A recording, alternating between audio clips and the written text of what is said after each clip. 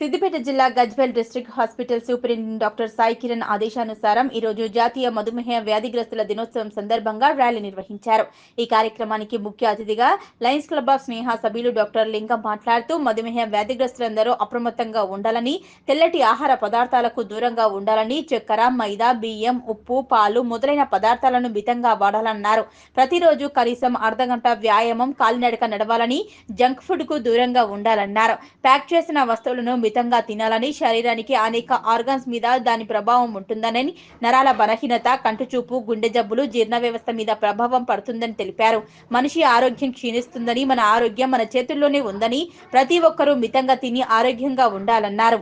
ఈ కార్యక్రమంలో హాస్పిటల్ సిబ్బంది doctor Navya, CAS MCH superintendent N Suvarna, senior nursing officer Sharada, Uma, infection control nursing officer Meharaj, Gautam, Sasikala, Rekha, నర్సింగ్లు pharmacist Mohan, Devasani Vasudev, health assistant Ramu, lab technician slogans ఇస్తూ పట్టణంలోని ప్రధాన రహదారుల గుండా ర్యాలీ నిర్వహించారు.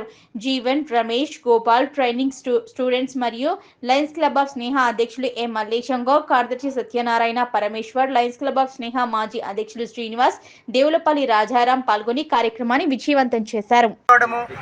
తర్వాత ఆకలి ఎక్కువగా ఉండడము, ఆ తర్వాత ఇంకోటి ఏంది యూరిన్ మూత్రం ఎక్కువగా రావడం, గంటకు 2 గంటలకు ఒకసారి వస్తూ ఉంటుంది.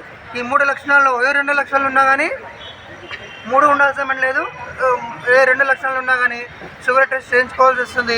షుగర్ టెస్ట్ స్టార్టింగ్లో ఉంటే మనకి చాలాసార్లు టెస్ట్లో ఏర్పాటు కాదు, టెస్ట్లో బయటపడదు. అప్పుడు ఏం చేయాలి? 2 మంత్స్ కోసం 3 మంత్స్ కోసం రెగ్యులర్ చెకప్ చేసుకుంటూ ఉండాలి. అండ్ ఇవన్నీ సరే చెకప్ చేసుకున్నాం, షుగర్ వచ్చింది, రాకుండా ఉండాలి ఏం చేయాలి, వచ్చిన తర్వాత ఏం చేయాలి? రాకుండా ఉండాలంటే ముందే జాగ్రత్త చర్యని చాలా ముఖ్యం. మనకి ముందు జాగ్రత్త అంటే రాకుండా చూసుకో. Prevention is better than cure. రాకుండా చూసుకోవడం చాలా మంచిది. చేయాలంటే ప్రతిరోజు వ్యాయామం చేయాలి, యోగా చేయాలి, వాకింగ్ చేయాలి, రన్నింగ్, పిల్లలైతే రన్నింగ్ చేయాలి. సో ఈ ప్రోగ్రామ్స్ అన్నీ చేసుకోవడం వల్ల ఆరోగ్యం, లోపల ఉన్న శరీర కణాలన్నీ కూడా శుద్ధి చేయబడి మన యొక్క హార్మోన్స్, బాడీలో 1.25 లక్షల హార్మోన్స్ ఉంటాయి, అవన్నీ కూడా సక్రమంగా పనిచేయాలంటే ప్రతిరోజు క్రమం తప్పని వ్యాయామం అనేది అవసరం. మన బాడీకి చెడు కణాలని నివారించి మంచి హార్మోన్స్ తయారుకోవడానికి ఇవన్నీ చాలా సహకరిస్తాయి. సో ఇవన్నీ చేయడం వల్ల డయాబెటీస్ మన దగ్గరికే రాదు. డయాబెటీస్ రాకపోతే ప్రాబ్లమే లేదు. సరే అయినా ఇవన్నీ చేసినా కానీ వచ్చింది, కొన్ని లోపాలు బాడీలో ఉంటే అన్నీ వ్యాయామం సరిచేయలేదు. ఉన్నప్పుడు ఏం చేయాలి? రెగ్యులర్ చెకప్ చేసుకోవాలి. చెకప్ అది కంట్రోల్ చేయకపోవడం వల్ల వచ్చే నష్టాలు ఏంటి? అది దీర్ఘకాలికంగా మన కిడ్నీస్ని, కళ్ళని. Shailaja from Nagarjuna Junior Vocational College. Today I am telling about diabetes. Diabetes will become insulin level will be increased and blood glucose level will be decreased. Diabetes will be gained. Diabetes are 2 types, type 1 and type 2. Type 1 diabetes ఎవరికంటే 30 years below ఉన్న వాళ్ళకి వస్తుంది. అది food వల్ల, మనం తీసుకునే food ప్రాపర్గా లేకపోవడం వల్ల వస్తుంది. అది ఇన్సులిన్ ఇంజెక్షన్ చేయడం వల్ల డయాబెటీస్లో ఇన్సులిన్ లెవెల్ని పెంచి గ్లూకోజ్ లెవెల్స్ని తగ్గించి అలా కొంచెం అవాయిడ్ చేయొచ్చు. ఇంకా టైప్ 2 అంటే 90 years అంటే 35 years అట్లా ఎబో ఏజ్ ఉన్న వాళ్ళకి వస్తుంది.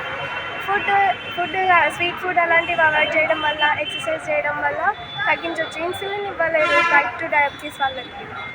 మనం తీసుకునే ఫుడ్లో స్వీట్ అలాంటివి లేకుండా ప్రాపర్గా న్యూట్రిషన్స్, ఫైబర్స్ అలాంటి ఫుడ్స్ తీసుకొని అవాయిడ్ చేయొచ్చు. ఈరోజు ప్రపంచ డయాబెటిక్ దినోత్సవం సందర్భంగా Lions Club of Gajwel Sneha and జిల్లా ఆసుపత్రి, తర్వాత government junior college and vocational college యొక్క కోఆర్డినేషన్తో ఈ డయాబెటిక్ వాక్ నిర్వహించినాము.